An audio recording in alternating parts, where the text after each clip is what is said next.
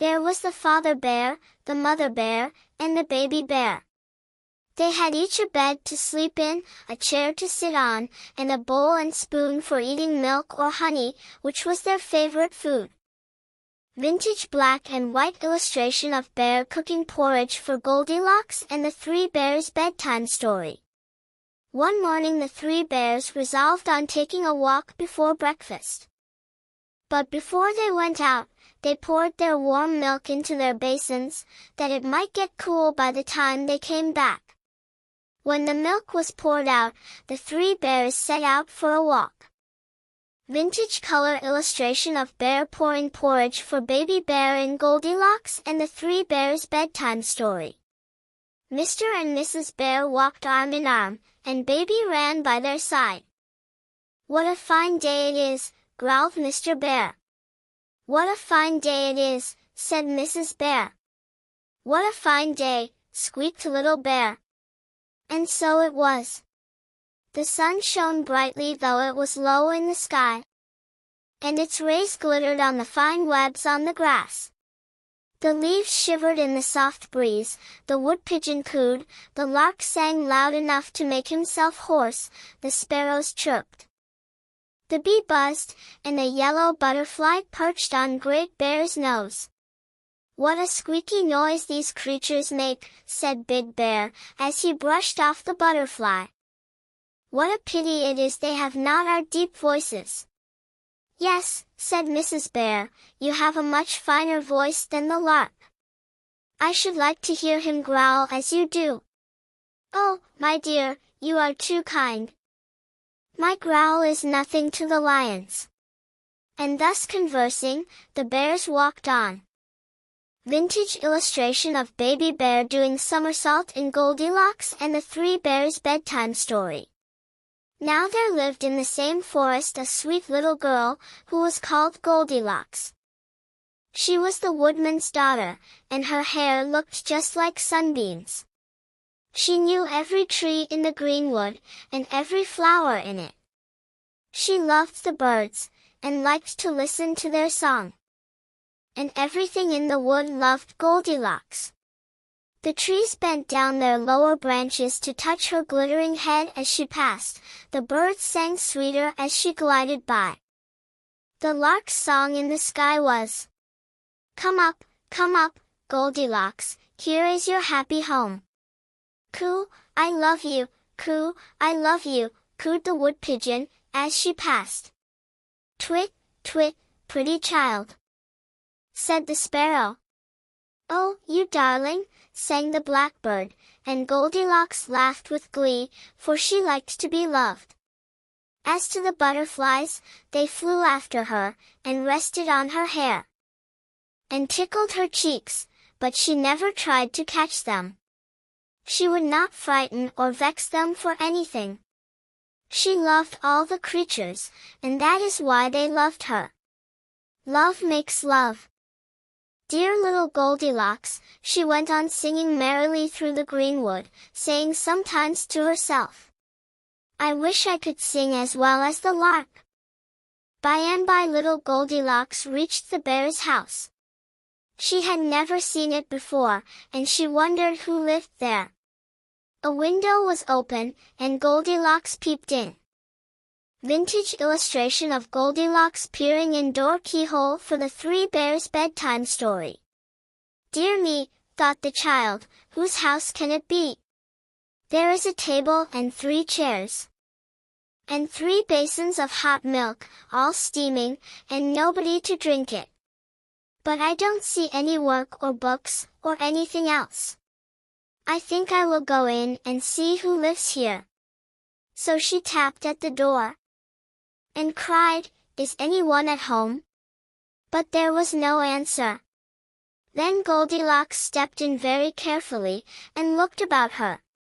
She could not see anyone, nor hear anybody snoring.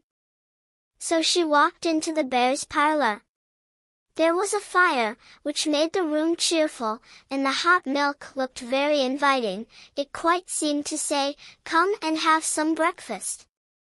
and the early spring air had made Goldilocks rather cold and very hungry, so she sat down by the fire in the little bear's chair. It was too small for her, but she did not quite sit down at first. In a moment she got up again, and went round the table and tasted the milk in all the bowls. Little Bear's was the nicest, because it had sugar in it, and Goldilocks thought it was good.